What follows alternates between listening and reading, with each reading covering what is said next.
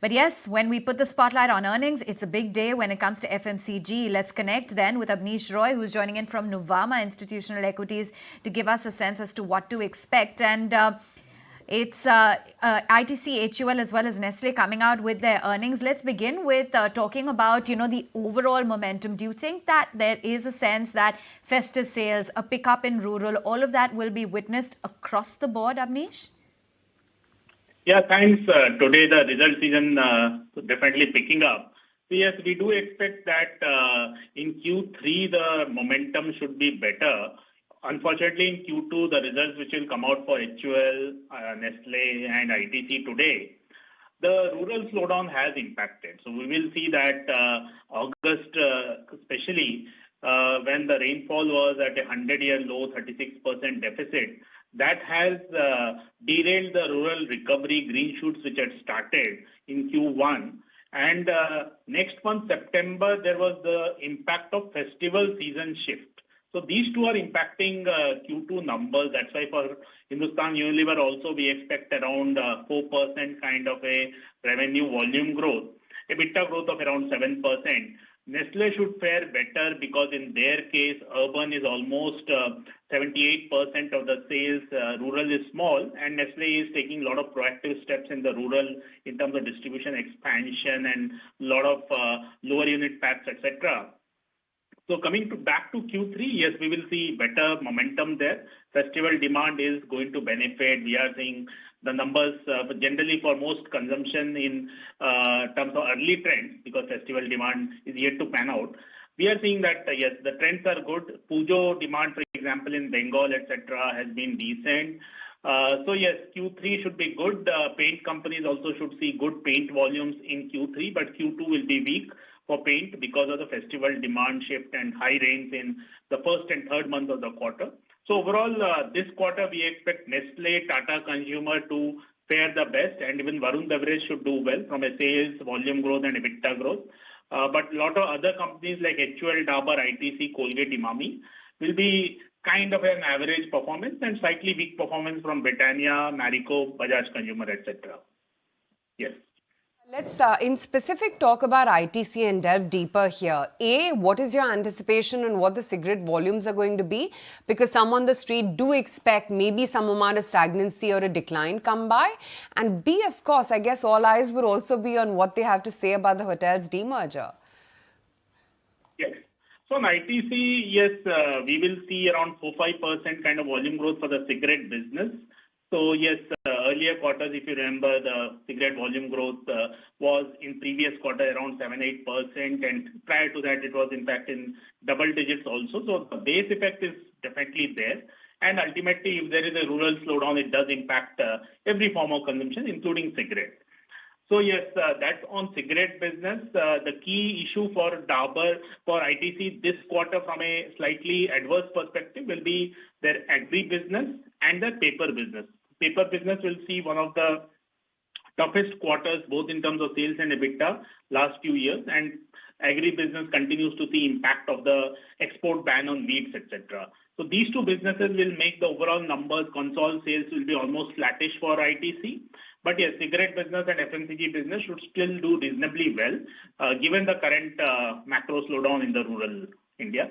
On hotel demerger, it's a long process, right? So many approvals are needed. We have seen any company merge, demerge. We have seen a lot of time taking. So I'll say these are still very initial days. We'll have to wait for 2-3 quarters for that process to pan out. So still very early days. Hotel business will see a good quarter in Q2. And that is one of the strong momentum we are seeing in consumption. So urban consumption generally is doing better. So we saw earlier numbers on Nykaa, DMart, etc. So those numbers have been good. And hotels business obviously will be urban form of consumption. The slowdown is in the rural, which is impacting most companies. Getting your sense as well, Abneesh, because there are a lot of allegations floating around with respect to Dabur's subsidiaries, allegations that the hair relaxer products have caused, ovarian and uterine cancer. There are a number of cases as well. Is this going to have a major impact on the company? Yes, Dabur, unfortunately, back-to-back two negative news flow came. First was on the GST demand in India of 320 crores. in our view, that is something which is quite common these days. GST demands are being sent to a lot of sectors, a lot of companies. So our sense is this is for the last 5 to 6 years, the 320 crore kind of amount. And that initially there will be the 10% upfront payment for the appeal to be filed, etc. So we'll see. We definitely know that Dabur is quite confident that in terms of legal, what views they have taken, they are in a fine place. So and as absolutely in terms of industry compliance, also Dabur from a GST perspective, etc., is definitely compliant. So we'll wait for more clarity. Coming to your specific question on the US and Canada, yesterday's development, yes, I would say that that is a bit more negative versus the GST development because here the brand equity also needs to be seen based on these news flow, what happens. There can be two kinds of cost here. One will be, of course, the initial legal cost, which will, I think, impact in the near term, maybe Q3, Q4 it can impact.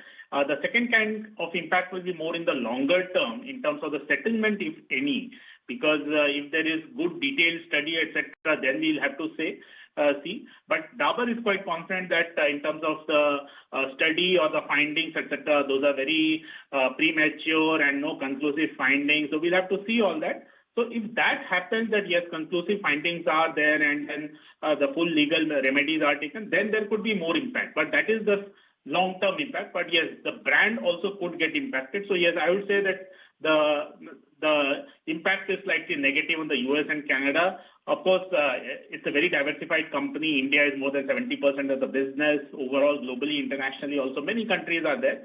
So more of a impact in the US business rather than console numbers. But yes, initial legal cost will be there in Q3, Q4 very likely. So as of now, Abneesh, what we've seen is that Unilever has underperformed the likes of Nestle and ITC. And I'm going to come back to the result candidates today. So then do you sense that this underperformance is going to continue, or do you think there is merit in actually buying down some of these beaten down rural facing FMCG plays, because they could lead to higher alpha generation once the rural side of the economy does recover? Yes, so good question. So 2-3 things. One, we have seen definitely state governments and union government is in election mode. Yesterday also we have seen the union government announce good MSP hike. The wheat MSP hike, in fact, has been the highest what Modi government has given, 7%. And in terms of the pulses also, the hike is quite decent. We are also seeing a lot of the states which are going for elections, Madhya Pradesh, Rajasthan, Chhattisgarh, and earlier Karnataka. We have seen the stimulus programs. However, those are not enough in our view. So rural slowdown, as of now, my sense is Q3, there will be some recovery because of the festival.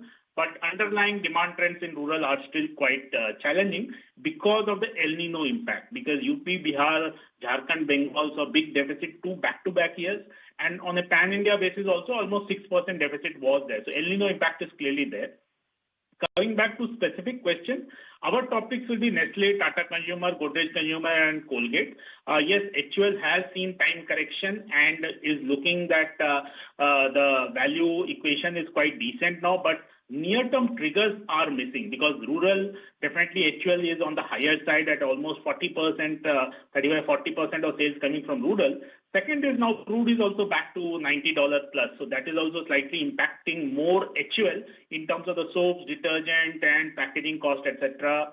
Soaps, of course, palm oil is the main one, but detergent and in terms of the packaging cost, HUL is slightly more exposed towards the crude oil linkage. So yes, so we will see HUL more from a one-year perspective, but near-term triggers are missing for HUL. But Nestle, Tata Consumer, Q2 results also will be good and Q3 also possibly. Tata Consumer, if you see tea cost has corrected, that benefits HUL also, but HUL is a very diversified company. So in that context, the slowdown in their food business and the inflation concerns in their food business, especially Horlicks, that continues to be a slight worry for HUL.